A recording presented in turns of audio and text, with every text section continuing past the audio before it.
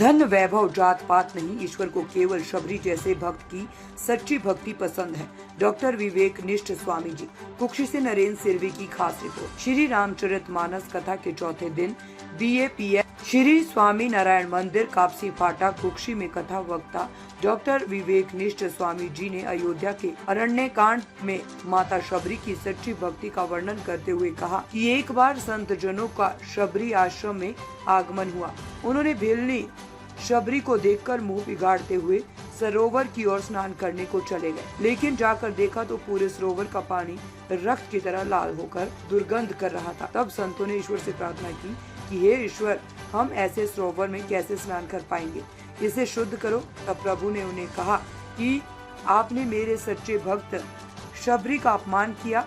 शबरी के चरण स्पर्श से ही ये सरोवर शुद्ध हो सकता है। तब संतों ने अपनी गलती को मानते हुए माता शबरी से प्रार्थना की और माता शबरी ने जैसे ही आकर सरोवर में स्नान किया, पूरे सरोवर का जल शुद्ध हो गया।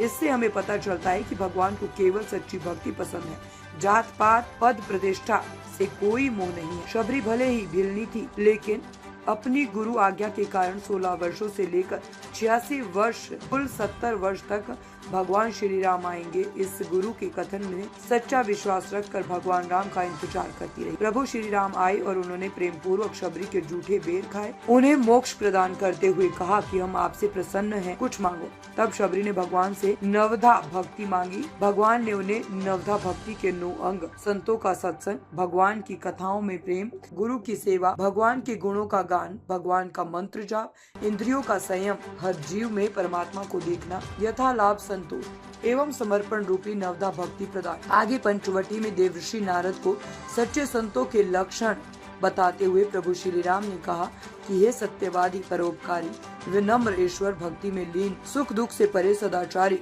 ज्ञानवान एवं सच्चे भक्त, ऐसे संतों के बस में रहता हूँ और उनके हृदय में निवास करता हूँ। बाद में अयोध्या आने पर भारत जी के पूछने पर भी संत असंत की परीक्षा कैसे करें। तब भगवान राम ने कहा कि कुल्हाड़ी और चंदन की बात में आपको बतलाता हूँ।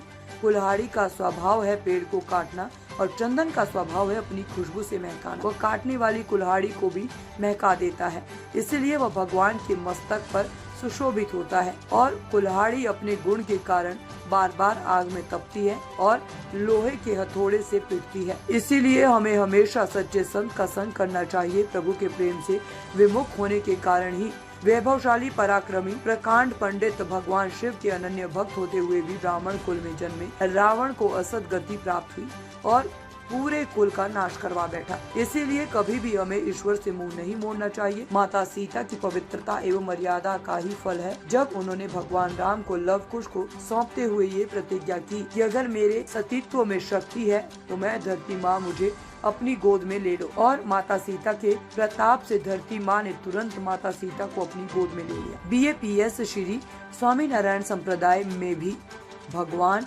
श्री स्वामी नारायण ने संतों को पंचवर्तमान के नियमों का पालन करने की आज्ञा की। BAPS के संत इन नियमों का पालन कर सत्संग का विचार कर रहे हैं।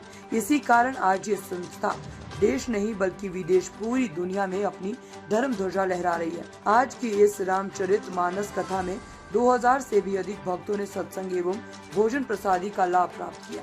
जय स्वामी नारायण।